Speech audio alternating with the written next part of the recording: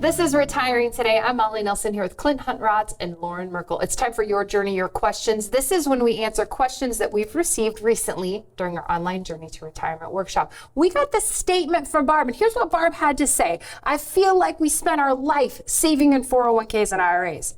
Now at 69, we're thinking we should have been doing Roths.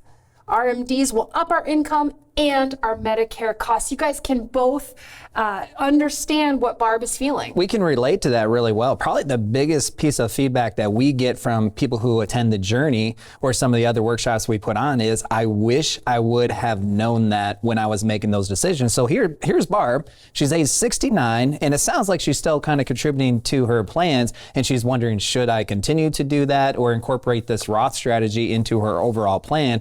Well, we'd really have to dive deep into Barb's situation to really answer that. However, it is definitely worth considering because she could be right.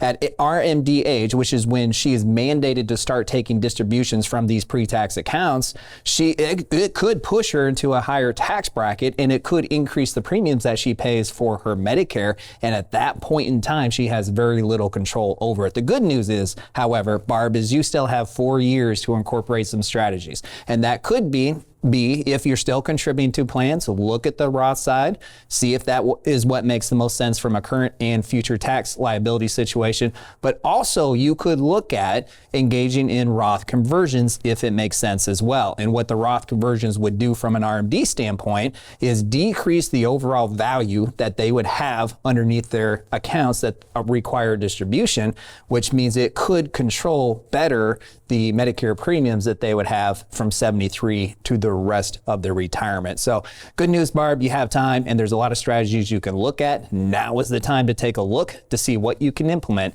to really gain control over your retirement tax bill. In Barb's 69, it's not too late. But the gap is closing, the window is closing.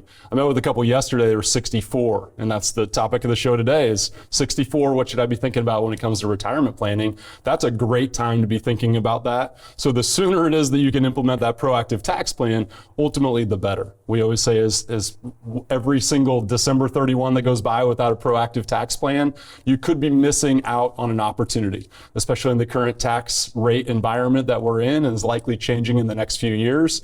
You want to be looking at what that proactive tax plan is for you and making sure you're implementing as soon as possible so you don't have those unintended consequences. Like the family that I was talking to yesterday for the first time, they were actually going to get kicked up 2 tax brackets once RMDs came in, which was going to start to increase their Medicare premium because IRMA is going to be in effect for that particular situation. Which is really bad news when they found out, but it's really good news because now they can take control over it. Yep. And that's what the essence of retirement planning is. Let's take control, let's turn uncertainty into certainty, and it's going to allow that retirement transition to be much smoother. And at 64, retiring just in a year, maybe think back to the different examples we've looked at, that family has about 10 years to be able to implement that proactive tax plan, make a huge impact, and take a lot more control over their tax picture rather than just letting it play out on the IRS's terms. And I think one of the biggest takeaways of Barb's situation is she's age 69.